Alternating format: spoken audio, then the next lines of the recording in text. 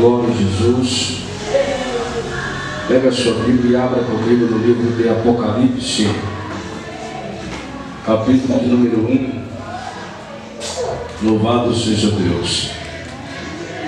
Livro do Apocalipse, capítulo 1, versículo de número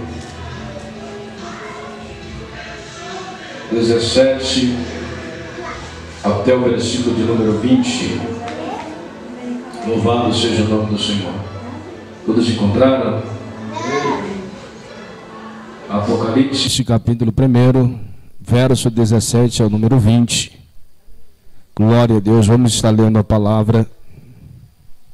Se não me falha a memória, nós estamos na 7ª mensagem de uma série de 20 mensagens. E creio que o Senhor tem uma palavra para a minha vida e para a sua vida, irmão. Glória a Jesus. Leamos, está escrito assim: quando ouvi, caí a seus pés como morto. Porém ele pôs sobre minha mão direita, dizendo: não temas, eu sou o primeiro e o último, e aquele que vive e estive morto. Mas eis que estou vivo pelos séculos dos séculos, e tenho as chaves da morte e do inferno. Escreve, pois, as coisas que vistes, e as coisas que são, e as coisas que hão de acontecer depois destas. Quanto ao mistério das 7 estrelas que viste na minha mão direita, e aos 7 candeeiros de ouro, a 7 estrelas são os anjos das 7 igrejas, e os 7 candeeiros são as 7 igrejas. Amém? Louvado seja Deus. Irmão, o Senhor me deu uma palavra cujo tema é uma carta para a igreja de hoje. Amém? Vou repetir de novo. Uma carta para a igreja de hoje. Amém? Você que pode, levante uma das mãos comigo e fala: Senhor Jesus, nesta noite, aqui estamos na Tua presença e queremos ouvir a Tua palavra. Fala conosco, Senhor. Somos carentes, somos necessitados de ouvir a Tua voz. Fala, Senhor, que os Teus servos ouvem, em nome de Jesus. Amém? Pode se assentar, exaltar ao Senhor como você quiser, pois Ele é digno de honra, de glória, de toda adoração. Glória a Deus. Livro de Apocalipse, capítulo 1, verso 17 ao verso de número 20. Nós temos o Senhor falando com o apóstolo João e revelando a ele as coisas que eram, as coisas passadas e as coisas que iam de acontecer. E o Senhor me deu uma palavra, irmão, dentro desse texto e todo o seu contexto, que se chama uma carta à igreja de hoje. E antes de eu entrar nessa mensagem, eu gostaria que você fechasse os seus olhos, curvasse a sua cabeça e nesse momento falasse com o seu Deus. Se você se considera a igreja do Senhor, é para você que Ele enviou esta carta nesta noite. Então peça a Ele que entre no teu coração e fale com você, pois Ele é o nosso Deus. Pai, obrigado mais uma vez por a Tua palavra que já está queimando e ardendo no meu coração, no meu interior. Que o Senhor possa, Jesus, desfazer todas as obras do adversário e trabalhar, meu Deus, aleluia, com liberdade em nosso meio. Se aqui estamos por Tua causa. E eu creio que esta palavra não foi enviada em vão, e que o Senhor grandes coisas tem a realizar. Por isso, fala conosco, meu Pai, em nome do Senhor Jesus. Aleluia. Irmãos, não vou me demorar na introdução, pois temos algumas coisas ainda para ler. Mas, sendo muito breve, gostaria de falar sobre a carta que o Senhor entregou a João, também chamado de livro da Revelação, ou de Apocalipse.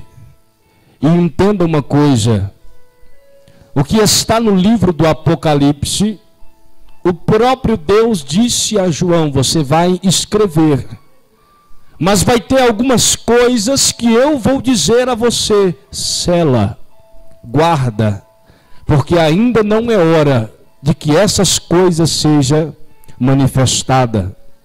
É certo que a palavra já nos revelou antes, até mesmo através de Daniel, que alguns chegam a dizer que é um mini livro do Apocalipse.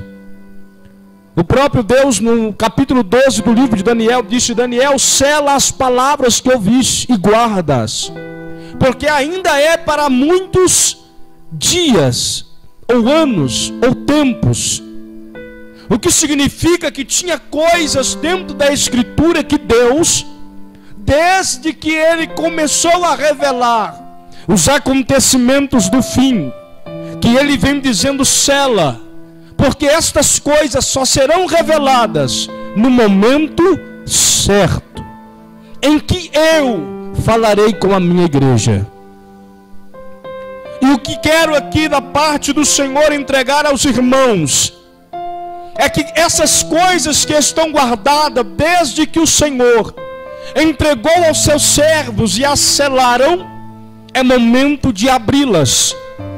E pela misericórdia do Senhor poderemos então falar sobre algumas delas aqui essa noite. E creio que o Senhor grande obra fará na tua vida e na minha vida. Amém, irmão?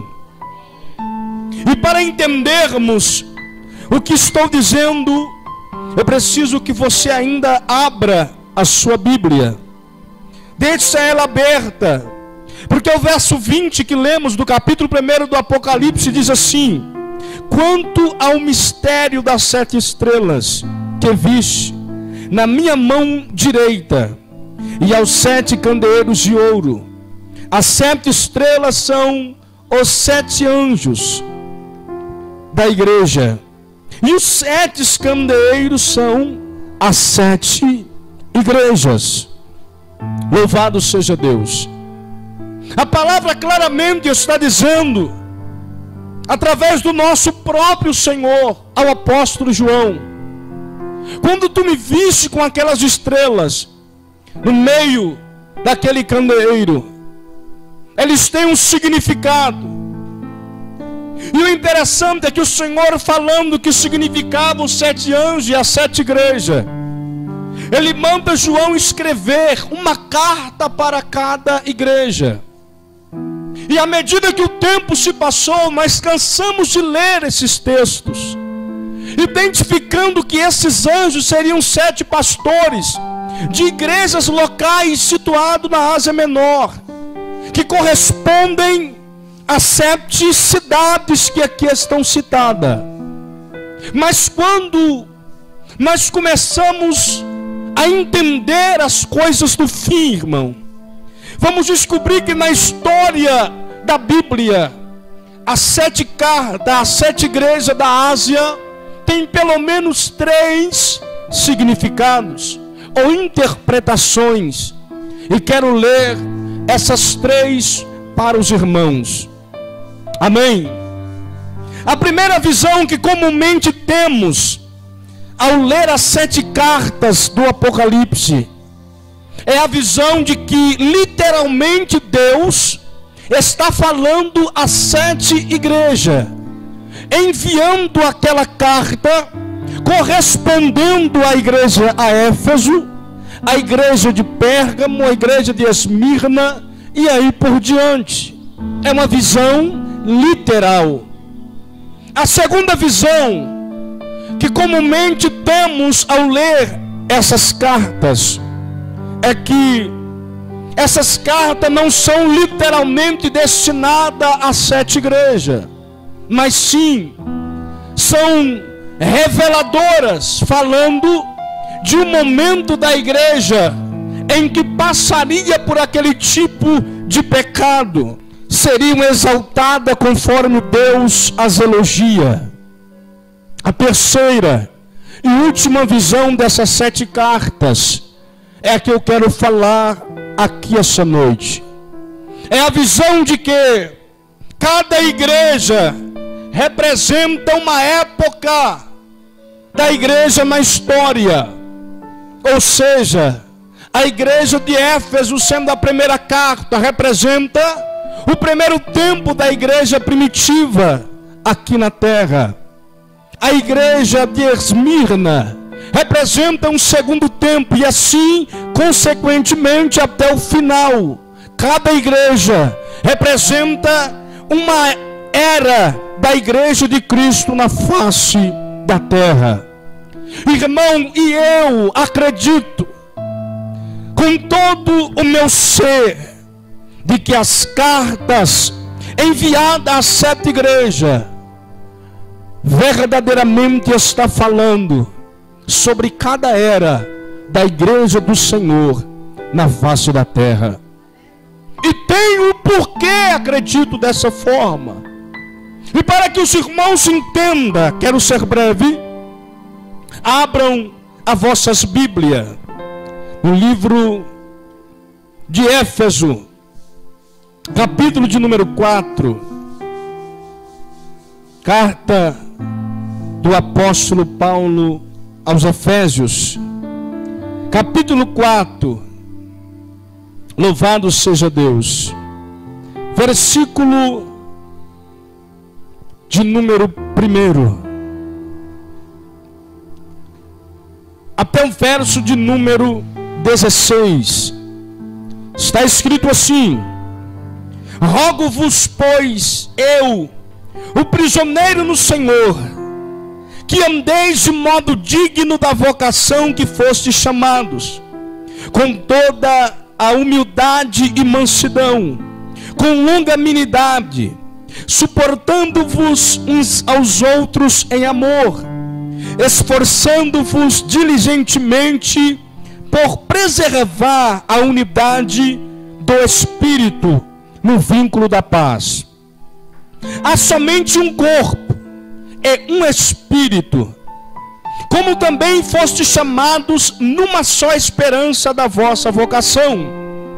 Há um só Senhor, uma só fé, um só batismo, um só Deus e Pai de todos, o qual é sobre todos, age por meio de todos e está em todos. E a graça foi concedida a cada um segundo a proporção do dom de Cristo. Por isso diz: quando ele subiu às alturas, levou cativo o cativeiro e concedeu os dons aos homens. Ora, que quer dizer subiu, senão também que havia descido até as regiões inferiores da terra. Aquele que desceu também é o mesmo que subiu acima de todos os céus, para encher todas as coisas. E ele mesmo concedeu uns para apóstolos, outros para profetas, outros para evangelistas, e outros para pastores e mestres, com vista ao aperfeiçoamento dos santos, para o desempenho do seu serviço, para a edificação do corpo de Cristo, até que todos chegamos à unidade da fé e do pleno conhecimento do Filho de Deus, a perfeita varonilidade, à medida da estatura da plenitude de Cristo, para que não mais sejamos meninos, agitados de um lado para o outro e levados ao redor por todo tipo de vento, doutrina, pela artimanha dos homens, pela astúcia com que induzem ao erro. Mas, seguindo a verdade em amor, cresçamos em tudo naquele que é a cabeça, Cristo, de quem todo o corpo bem ajustado e consolidado pelo auxílio de toda junta, segundo a justa cooperação de cada parte, efetua o seu propósito, o seu próprio aumento para a edificação de si mesmo em amor. Aleluia! A palavra claramente está dizendo que a igreja do Senhor é o corpo de Cristo, e que o próprio Cristo é a cabeça da igreja. Nós sabemos pela palavra, e ainda vamos ler alguns textos, irmãos, que não existe duas igrejas, não existe 3 igrejas, muito menos 7 igrejas. Existe apenas uma igreja, e esta igreja é o corpo de Cristo.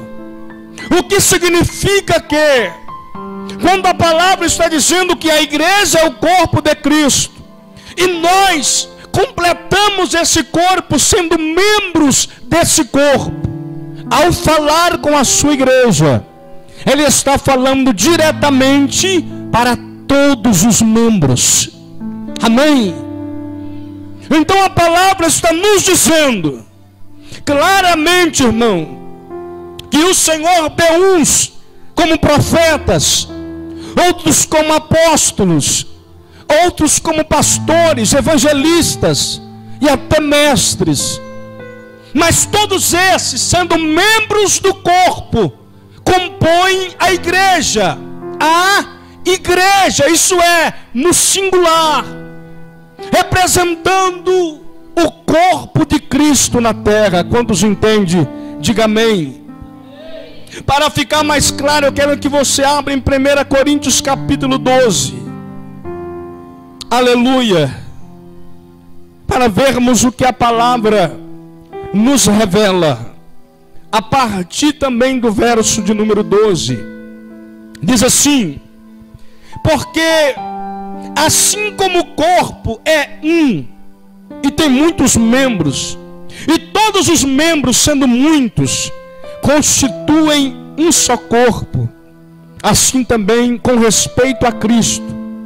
Pois em um só Espírito todos nós fomos batizados em um corpo, quer judeus, quer gregos, quer escravos, quer livres, e a todos nós foi dada a beber de um só Espírito. Porque também o corpo não é um só membro, mas muitos. Se disser o pé, porque não sou mão, não sou do corpo, nem por isso deixa de ser do corpo. Se o ouvido disser, porque não sou olho, não sou do corpo, nem por isso deixa de o ser. Se todo o corpo fosse olho, onde estaria o ouvido? Se todo fosse ouvido, onde estaria o olfato? Mas Deus dispôs os membros, colocando cada um deles no corpo, como lhe aprouve. Se todos, porém, fosse um só membro, onde estaria o corpo?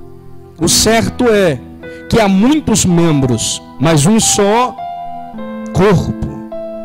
Não podem os olhos dizer à mão, não precisamos de ti, nem ainda a cabeça aos pés, não preciso de vós. Pelo contrário, os membros do corpo que parecem ser mais fracos são mais necessários, e os que não parecem menos dignos do corpo, a esses damos muito maior honra. Também os que em nós não são decorosos revestimos de especial honra. Mas os nossos membros nobres não têm necessidade disso. Contudo, Deus coordenou o corpo, concedendo muito mais honra àquilo que menos tinha, para que não haja divisão no corpo. Pelo contrário, cooperem os membros com igual cuidado em favor um dos outros, de maneira que, se um membro sofre, todos sofrem com ele. E se um deles é honrado, com ele todos se regozijam. Ora, vós sois corpo de, e individualmente membros desse corpo. A uns estabeleceu Deus na igreja, primeiramente apóstolos, em segundo lugar profeta, em terceiro mestre, depois operadores de milagres, depois dons de curar, socorros, governos, variedades de língua. Porventura são todos apóstolos, ou todos profetas? São todos mestres ou operadores de milagre? Têm todos dom de curar? Falam todos em outras línguas? Interpretam-na todos? Entretanto, procurai com zelo os melhores dons. Irmão, a palavra está nos deixando claro que a igreja é um corpo. E esse corpo é o corpo de Cristo. Quantos corpos Jesus tem? Apenas um. E nós, quer sejamos apóstolos, quer sejamos profetas, quer sejamos membros, constituímos esse corpo chamado de igreja. E quando o Senhor nos trouxe a sua presença, o Senhor não nos trouxe como unidade, mas ao contrário. A Bíblia nos diz em Colossenses capítulo 3, verso 15, leia comigo, que nós fomos chamados para o corpo. Colossenses 3,15 diz assim: seja a paz de Cristo o árbitro em vosso coração, a qual também fostes chamados em um só corpo, e sede agradecidos. Então a palavra está nos dizendo, irmão, que ao sermos chamados, vocacionados, ao recebermos inspiração divina, nós fomos trazidos à presença de Deus no corpo de Cristo. Mas o que eu quero que você entenda é que em toda a Escritura, na sistematização do Novo Testamento, Jesus tem um único corpo. Você pode ler Efésios capítulo de número 5. Aleluia. Você pode ler 1 Coríntios capítulo 9. Todos falam acerca do mistério do corpo de Cristo. Então eu quero que você entenda que Deus tem uma igreja, e que essa igreja, aleluia, é o corpo de seu Filho, que é constituído por nós como membros desse corpo. Não entendi, irmão, estou tentando. Aleluia. Suponhamos que você adentre ao corpo nesta noite. Aleluia, você não sabe que membro é você, mas a Bíblia está te dizendo que você é um membro desse corpo. Uma vez que você compreende a palavra, uma vez que você, aleluia, entende aquilo que Deus tem para a sua vida, uma vez que você aceita o chamado que Ele propôs antes que você nascesse, escrevendo os teus dias no livro, você passa a fazer parte desse corpo. E uma vez fazendo parte desse corpo, você torna-se indispensável. Não, aleluia, compreenda indispensável como insubstituível. Uma coisa é Deus ter você como indispensável, outra coisa é como insubstituível. Você deve saber que o nosso corpo, aleluia, Jesus, quando machucado ou ferido, as suas células, através do que o Senhor deixou em nosso próprio corpo, se recompõe, se cicatriza, volta a funcionar. Você deve entender também que o nosso corpo pode ser enxertado. Você tem que compreender também, aleluia, que uma vez cortado o dedo, colocado no tempo certo, de volta pelos médicos, ele volta a funcionar. Então ele é indispensável, mas não é insubstituível. Você, tanto eu, sabe que a medicina hoje troca coração, troca rim, troca fígado. Aleluia! Isso significa que mesmo sendo membro do corpo, nós não somos insubstituível. Então, uma vez que eu entendo o chamado que Deus tem na minha vida, aquilo que Ele propôs para a minha existência, eu faço parte do corpo de Cristo. Às vezes você se pergunta, mas o que sou eu na casa do Senhor? Quem sou eu? Não sou nada, não sou ninguém, ninguém sente a minha falta. Você não sabe nem imagina, irmão. E quando você deixa esse corpo, fica uma lacuna. E quando você acredita que não é nada, o corpo está precisando de você. Porque um corpo só funciona bem se todos os seus membros estiverem interligados, todos funcionando corretamente, um protegendo o outro. Quantos entendem? Diga amém. Mas não é sobre isso a mensagem dessa noite. A mensagem dessa noite é uma carta para a igreja de hoje. Sendo nós igreja, irmão, somos o corpo de Cristo, já entendemos isso. Mas quando nós voltamos para o Apocalipse, Deus, através do seu Filho, está falando ao apóstolo João, aleluia, as 7 estrelas que você viu são 7 anjos, e os 7 candeeiros são as 7 igrejas. E eu vou enviar uma carta para cada igreja. Então eu tenho que lhe dizer que literalmente existiam essas igrejas. Mas vem cá, pense comigo, só existia essas 7 igrejas naquela época? Por exemplo, aqui não foi citada a igreja sede, a igreja mãe em Jerusalém, a qual Pedro, aleluia, era o apóstolo responsável, a qual o próprio Paulo em Gálatas vai até eles, aleluia, dar declarações das suas viagens missionárias. Então, aleluia, Deus não escreveu para Jerusalém, porque a igreja de Jerusalém era uma igreja perfeita, não tinha erro. Ei, a igreja de Filadélfia também não tinha erro, e foi escrevida acerca dela. A igreja de Pérgamo também não tinha erro, e foi escrevida acerca dela. Então isso não significa que, se o Senhor estivesse falando literalmente de igrejas, Ele deveria escrever sobre todas elas e enviar uma carta para cada uma. Mas por que o Senhor escreve apenas as 7 igrejas na Ásia Menor?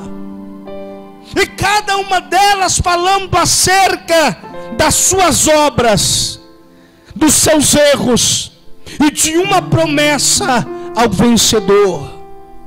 Aleluia! Eu já ouvi alguém dizer acerca dessas igrejas, apenas a igreja de Filadélfia era a igreja de Cristo, porque eles não desistiram do nome do Senhor, mesmo sendo fracos, prosseguiram, e o Senhor disse que abriu uma porta, e ninguém fecharia a porta para eles. Aleluia!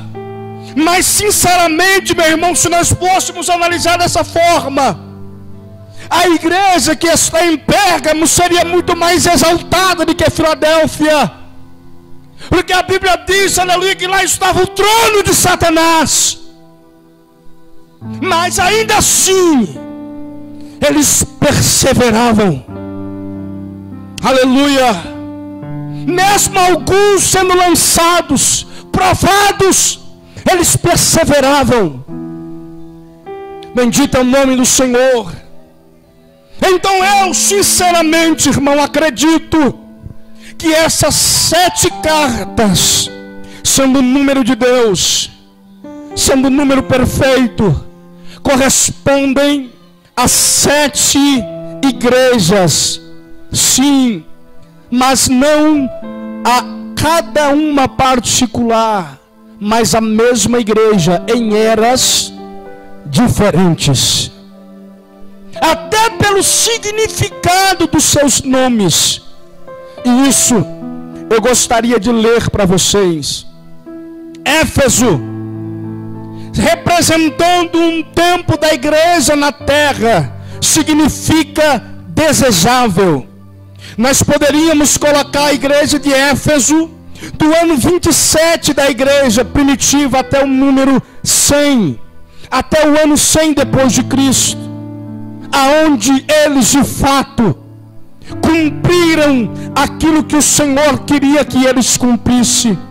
Foram em frente, a maioria foram mártires, mas não desistiram. Desejável. Esmirna significa perfume suave. E nós poderíamos corresponder ao tempo da igreja no ano 100 depois de Cristo, ao ano 323. Pérgamo significa exaltação e elevação, anos 323 ao ano 538 da igreja depois de Cristo. Tiatira significa sacrifício, contrição, seria do ano 538 ao ano 1798 depois de Cristo. Sardes significa remanescente, que poderíamos colocar do ano de 1798 ao ano 1833. Se você lesse a história da igreja e conhecesse, saberia do que eu estou dizendo. Filadélfia significa amor fraternal, que seria do ano 1833 ao ano 1844. Laodiceia significa povo do juízo, que seria do anos 1844 até o fim dos dias. Cada igreja, irmão, ao seu tempo, representando pelo significado dos seus nomes, nos mostra a perfeição da palavra de Deus. Porque se a colocarmos dentro da história, nós vamos ver claramente que os seus significados batem com a história da Bíblia naquele tempo.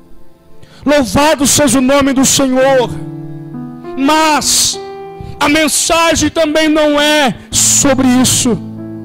A mensagem é uma carta para a igreja de hoje. Eu gostaria que você pegasse a sua Bíblia, porque agora eu entro no assunto central.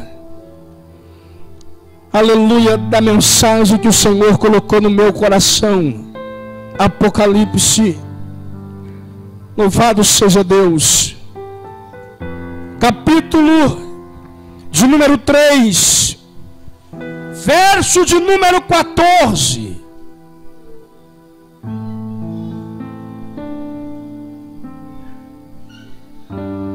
Carta à igreja de Laodiceia. Laodiceia significa povo do juízo. A carta correspondente ao tempo que se chama hoje. Leia comigo. Está escrito assim: ao anjo da igreja em Laodiceia escreve: estas coisas diz o Amém, a testemunha fiel e verdadeira, o princípio da criação de Deus. Conheço as tuas obras, que nem és frio nem quente. Quem dera fosses frio ou quente. Assim, porque és morno, e nem és quente nem frio, estou a ponto de vomitar-te da minha boca. Porque vós dizeis: estou rico e abastado, não preciso de coisa alguma, e nem sabes tu que és desgraçado, miserável, pobre, cego e nu. Aleluia! Aleluia! Olhe para mim, irmão. Se nós pegarmos uma leitura das 7 igrejas, a única igreja que Deus não tem um elogio acerca das suas obras é a igreja de Laodiceia, povo do juízo, a capa da igreja dos últimos dias. Por quê que Deus não tem elogios para as obras dessa igreja? Ele diz com sua própria boca: porque vós dizeis, eu sou rico, abastado, não tenho falta de nada, não preciso de coisa alguma. Pare e preste atenção comigo. Analise agora a igreja do Senhor. Vamos falar da igreja brasileira, do povo, aleluia, que nós convive todos os dias. Nós sabemos, irmão, que a maioria das igrejas, principalmente no Brasil, estão corrompidas pela teologia da prosperidade. Vamos fazer uma campanha de 40 dias da bênção. Vamos fazer uma campanha do Salmo 91, para que o mal seja retirado e a igreja prospera. Vamos passar pelo sal, vamos passar, aleluia, por qualquer coisa, desde que nós sejamos abençoados. Olhe para mim, eu cheguei em uma cidade, aleluia, fazendo uma viagem. Bendito é o nome do Senhor. E ali tinha alguns irmãos que eu já conhecia de tempos. Me lembro como se fosse agora. Uma irmã, aleluia, ao adentrar ao veículo que eu estava usando, ela disse: vejo que Deus tem te abençoado. Olha que carro abençoado que Ele te deu. Eu olhei para ela e sinceramente, irmão, me deu vontade, aleluia, de repreendê-la. Mas eu disse: o Senhor é quem faz tudo e para Ele é que nós vivemos. Louvado seja o nome do Senhor. Na mente das pessoas, você é abençoado por aquilo que você possui. Você é abençoado por aquilo que você tem e não pelo que você é. Para aqueles que viveram antes desse tempo, eles eram abençoados e felizes segundo o julgamento da Bíblia, porque o nome deles estava escrito no livro da vida. Aleluia! E a verdade, irmão, é que aquilo que para nós hoje é sinal de bênção de Deus, aquilo que para nós hoje é sinal de que Deus está na nossa vida, para eles era motivo de fazer a obra. A Bíblia diz que as igrejas, aleluia, primitiva, ao possuírem bens, eles vendiam. Ao possuírem heranças, eles vendiam, herdades eles vendiam e depositavam aos pés dos apóstolos. Para quê? Para que não houvesse necessidade entre eles. Diferente de nós outros no tempo que se chama hoje. A verdade é: quanto mais nós tem, mais nós quer. Quanto mais a gente possui, mas a gente quer ter. E quando vamos dar algum testemunho na igreja, sabe qual é? Irmãos, escutem a bênção: consegui comprar a minha casa própria, consegui comprar o meu carro do ano, aleluia, consegui mobiliar a minha casa, renovei meu guarda-roupa. comprei o meu 100º par de sapato. Aquele terno que eu tanto sonhei, que chama a atenção de todos quando a gente entra, eu comprei. É a bênção da igreja do século 21. Igreja, o que tu precisa? Nada. Deus tem me abençoado. Sério, sério. Vamos lá para você conhecer minha casa. Quantos terrenos que eu possuo. Vamos lá para você ver o último templo que nós erigimos. Cabe 2.000 pessoas sentadas, 5.000 pessoas sentadas. Enquanto a igreja primitiva vendia os seus bens para ajudar os necessitados, a igreja de hoje vende seus bens para construir bens maiores. Veja se não é coerente o que Cristo está dizendo com a igreja que se chama hoje. Uma carta à igreja do século 21. Vós dizeis: estou rico, abastado, não tenho falta de nada. Mas eu vos digo: desgraçado, miserável, pobre, cego, nu. Feche os seus olhos. Pai, é a tua palavra. E está escrito que se eu retirar alguma coisa dela, ou aumentar, as pragas cairão sobre a minha cabeça. Me dê coragem.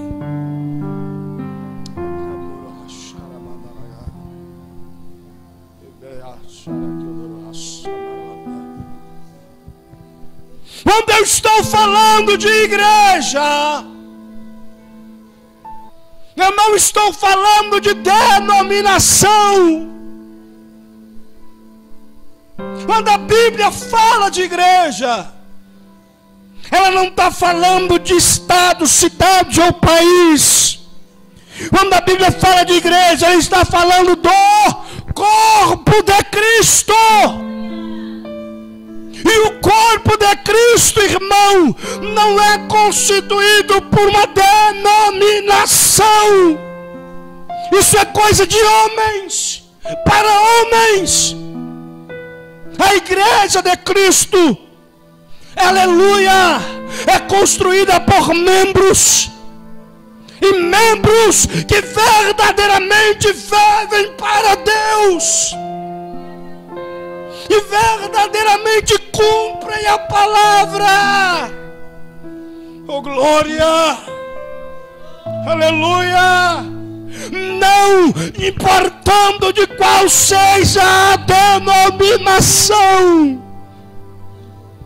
Então olhem para mim, irmãos, aleluia, da denominação Assembleia de Deus, Deus é amor, Coluna de Fogo, Cristão do Brasil, Adventista, sabe a Deus quantas milhões existem. Deus está falando com nós, igreja, aleluia, dos últimos tempos.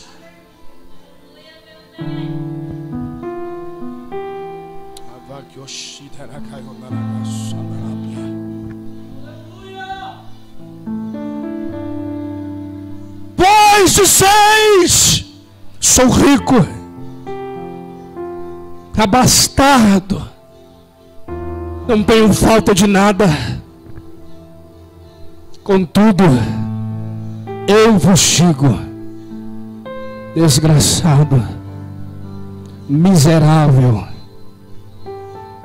pobre, cego, nu.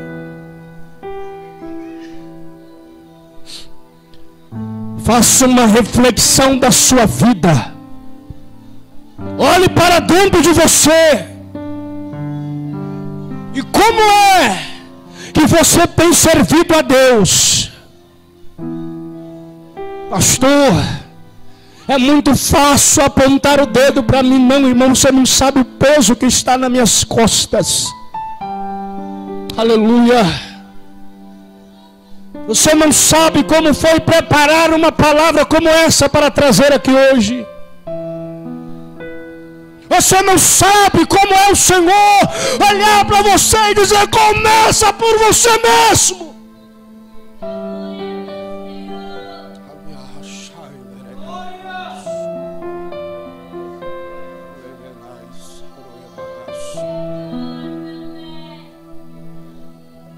Faça uma reflexão da tua vida, irmão, e me diga que você não se enquadra no que Jesus está dizendo aqui.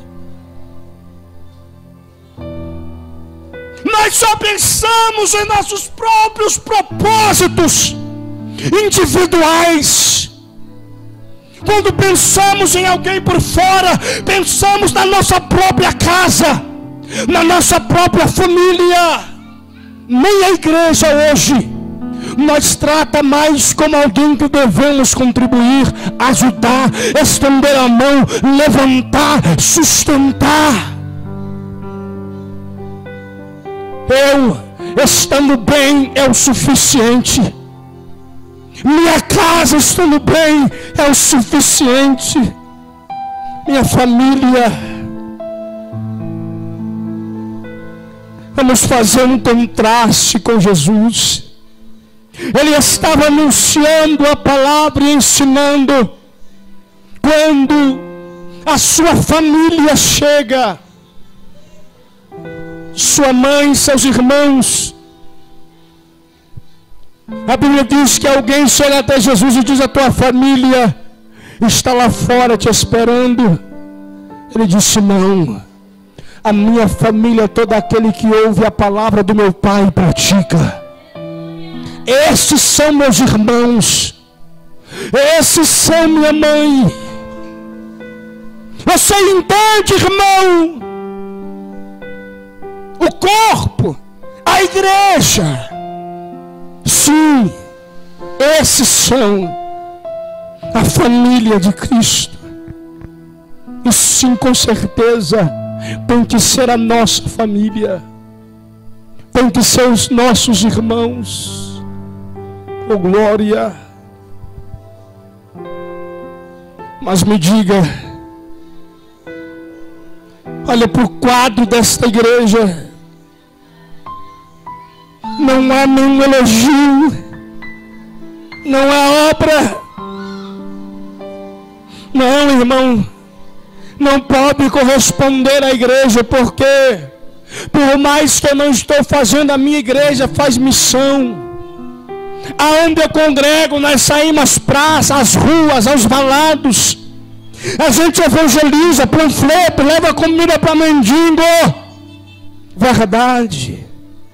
Mas então cadê as obras que o Senhor não elogia? Deixa eu te fazer uma pergunta. Estas obras que você está fazendo em secreto? Para o teu Pai que vem em secreto te recompensa. Aquilo que você está dando com a mão direita, você está escondendo a esquerda para não ver. Ou tudo que é feito, aleluia, aparentemente para a glória de Deus, está sendo tocado trombeta diante dos homens. A palavra diz que muitos, aleluia, fariam a obra, uns por invejas, alguns por soberba, outros porque acha bonito.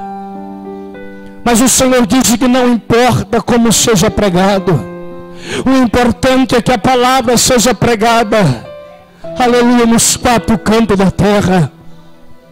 Louvado seja o nome do Senhor. Então olhe para mim, irmão, porque mesmo com esse quadro, há esperança para a igreja de Laodiceia. Há esperança para a igreja de Laodiceia. a esperança para a igreja do juízo. Louvado seja o nome do Senhor. Oh, glória! Olha o que ele diz, verso de número 18: aconselho-te que de mim compres ouro refinado pelo fogo, para te enriqueceres, oh glória, vestiduras brancas para te vestires, a fim de que não seja manifesta a tua vergonha da tua nudez, e colírio para ungires os olhos, a fim de que vejas. Aleluia. O que o Senhor está dizendo é que há esperança para nós. Compra ouro provado pelo fogo, colírio para os olhos tem um significado, irmão. Aconselho que me compre ouro purificado pelo fogo. A Bíblia diz que aqueles que praticam boas obras amontam em sua cabeça um braseiro. Aleluia. A Bíblia diz que ele está com um galardão e vai dar a cada um conforme as suas obras. Então, ao fazermos as obras do Senhor, nós estamos comprando ouro da sua mão. Ele está nos dando em recompensa o ouro não corruptível, não aquele que é manchado, contaminado por esse mundo, não aquele que compra arroz, aleluia, nem feijão. Mas nós estamos comprando ouro e ajuntando no céu, aonde a traça, a ferrugem, o ladrão não pode tocar. Ele disse: sugiro que compres vestiduras brancas para vestir. Isso significa santidade. A vergonha da nossa nudez é a contaminação pelo pecado. Quando a igreja se mistura com o mundo, quando a nossa vida se mistura com o mundo, quando nós já não damos mais importância para cumprir nossos deveres básicos da obra do Pai, nós estamos perdendo o temor, a reverência e o respeito. Aleluia. Tanto faz como tanto fez aquilo que Deus me deu como obra a fazer. Vergonha. Você está nu. Quando a palavra te aconselha uma coisa, você faz outra. Quando você se envolve com esse mundo,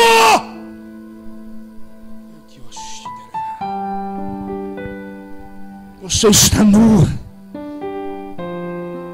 Mas quando nós começamos a ter reverência, respeito, primeiro uns com os outros, comunhão, quando nós, aleluia, dedicamos a obra do nosso Pai com pudor, com modéstia, com humildade, com verdade, com coragem, com luta, nós estamos comprando vestiduras brancas para que a nossa nudez seja apagada. Aleluia. Louvado seja Deus. Santidade. Aleluia. A Bíblia diz que sem santidade ninguém verá a Deus. Aleluia. Mas escuta isso. Colírio para ungires os teus olhos, para que veja. Olha para mim, porque isso aqui vai ficar sério ainda mais. O Senhor está dizendo, irmã Maiara, que quando eu não enxergo o que está acontecendo nos dias de hoje, é porque eu estou cego. E como cego eu recaio em tudo quanto ele citou aqui. Será possível que você não percebe que alguma coisa está errada?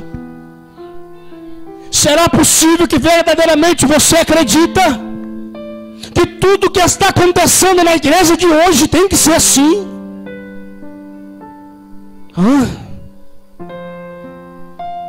Será, irmão, que de fato a mocidade tem que ser dessa forma? Jovens engravidando sem casamento, jovens, aleluia, se misturando com esse mundo, entrando na sensualidade lascívia. Irmãos, que já não dá mais valor a seus pais, já não honra mais a sua casa, já não respeita mais os mais velhos. Será que nós não vê que o que está acontecendo na casa de Deus hoje é a profecia de Laodiceia, povo do juízo?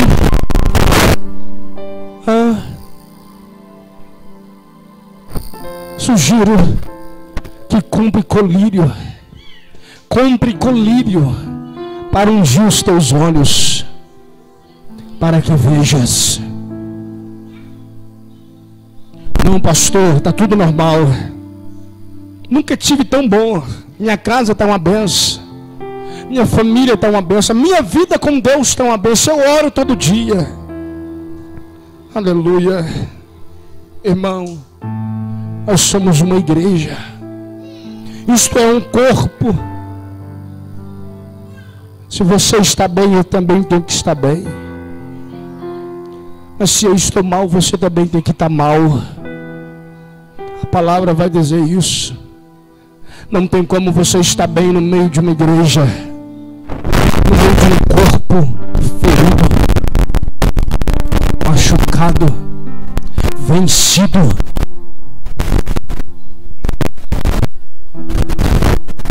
Fazer o que, pastor? Compre colírio. Que seria o colírio? Que seria o colírio? O que a Bíblia nos ensina através do próprio Cristo, que é a candeia do corpo, os olhos, janela da alma. O Senhor diz que se nossos olhos forem luz, todo o nosso corpo é um luzeiro. Se os nossos olhos forem trevas, todo o nosso corpo é tenebroso. Aleluia. Responda: o que você anda colocando diante dos teus olhos? O que você anda vendo, irmão? O que você anda assistindo? O que?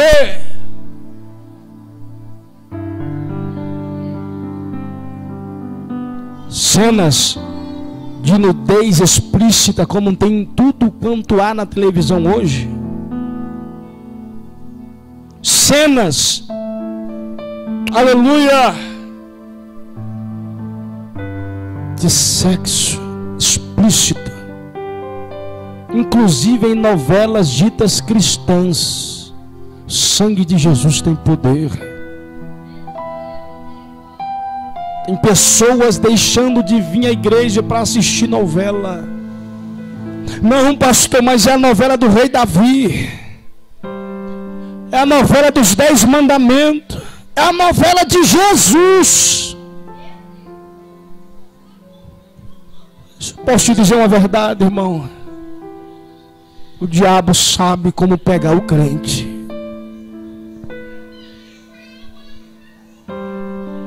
Você está doido, pastor? Você quer dizer que a novela de Jesus está me contaminando? Abra qualquer um dos evangelhos e mostre-me uma cena imprópria. E mostre-me um romance. Abra. E por que tem na novela, irmão? Porque se não tivesse, você não assistiria. Aleluia. Compre colírio e use os teus olhos e veja. E o plano de inimigo, irmão, é te levar aos poucos ao mundanismo, te distrair e como uma presa fácil laçar a tua alma. Aleluia. Pastor, você é radical. Eu prefiro entrar no céu por exagerar na minha santidade do que entrar no inferno porque não vigiei um pouco, pensando que eu podia fazer e ver qualquer coisa. Você me entendeu? Mas vamos encerrar. Verso 19. Eu repreendo e disciplino a quantos amo. Sê, pois, zeloso e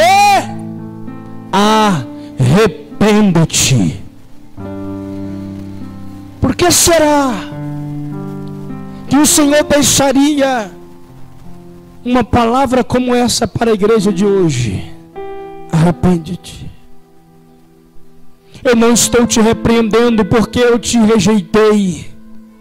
Eu não estou te repreendendo porque eu te abandonei. Eu não estou te repreendendo porque eu não te quero mais na minha presença. Eu estou te repreendendo porque eu te amo e quero você comigo. Aleluia. Arrepende. E o mais dolorido vem agora. Verso 20. Eis que estou à porta e se alguém ouvir a minha voz e abrir a porta, entrarei em sua casa e cearei e ele. Tudo que eu te falei até agora é somente para chegar até esse texto. Olhe para mim.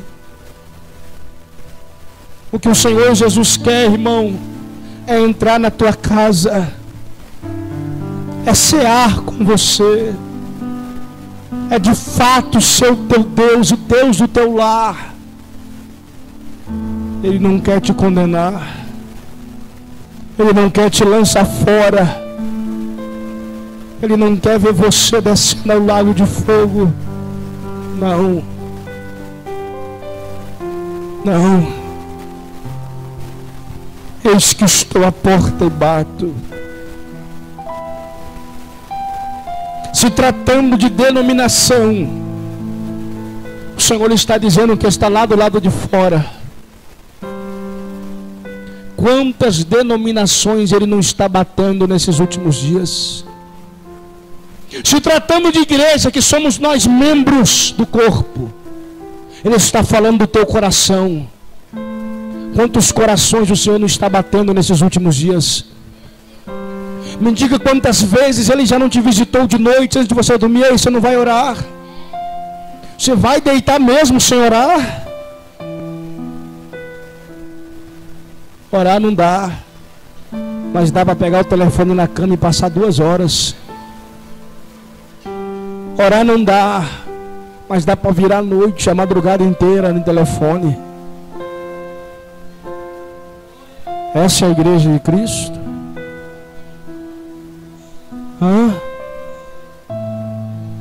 Não consigo orar, não consigo jejuar, pastor. Arrepende-te, humilha-te diante das potentes mãos do Senhor, prostra o teu joelho, chama a igreja, confesse, irmão. Parece que nós temos medo de confessar nossos pecados, como se nós fôssemos julgar uns aos outros, embora tenha alguns que façam. Mas o que mais importa a você é o que os outros vão pensar de você, ou o que Deus vai fazer com você quando você partir.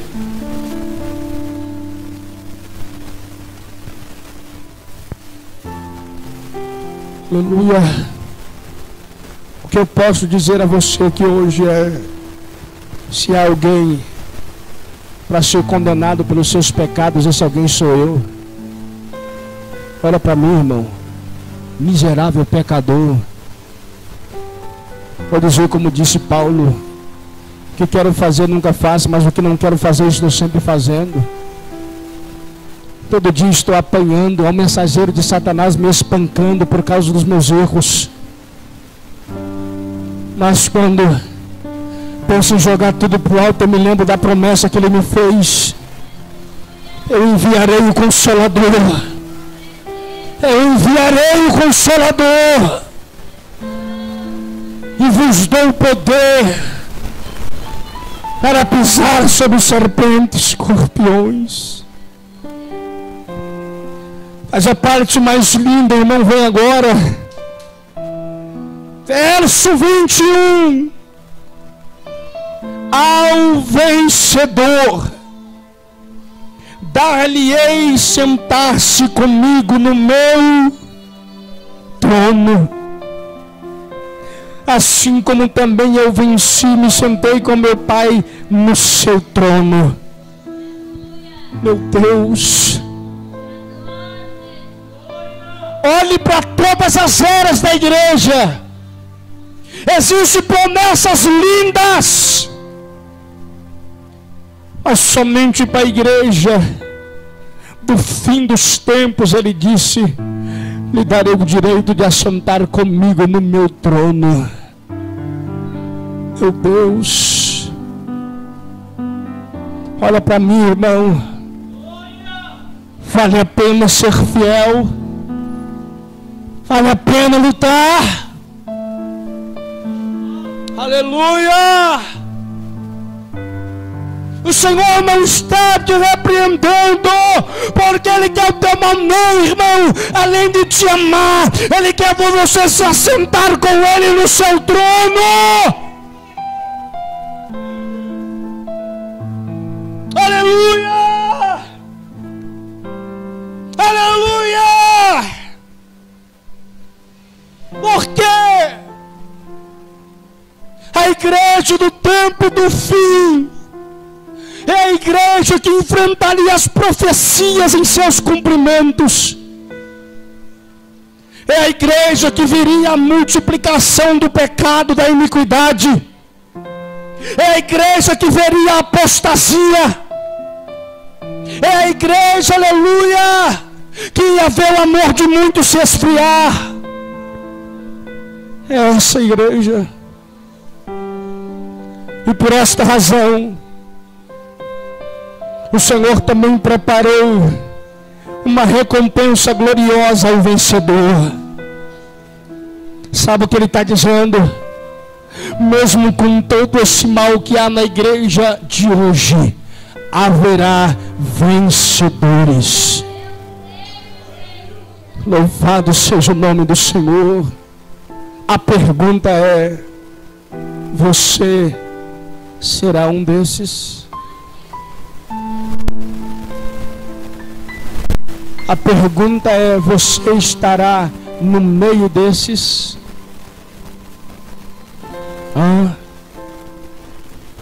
A salvação é individual.